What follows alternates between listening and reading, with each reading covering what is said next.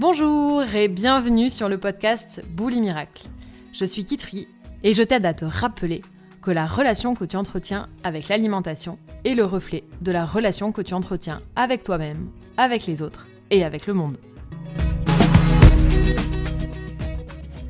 Pourquoi répétons-nous les mêmes schémas et retombons-nous souvent dedans alors même qu'on pensait avoir compris? La vie nous teste, mais est-ce la seule explication? Alors, j'aime bien, moi, dire que c'est pas la vie qui nous teste, c'est pas une vie extérieure à nous. Encore une fois, cette vision est très matérialiste, très matérielle de percevoir les choses avec une vie extérieure à nous-mêmes. En réalité, on vit les mêmes schémas pour se reprogrammer ou plutôt pour se déprogrammer. Quand on a perçu, c'est toujours le principe d'homéostasie qui prévaut, et donc quand on a perçu qu'une expérience était plus négative que positive ou plus positive que négative, on va revivre cette expérience en boucle jusqu'à percevoir qu'elle était neutre et qu'elle était à l'équilibre.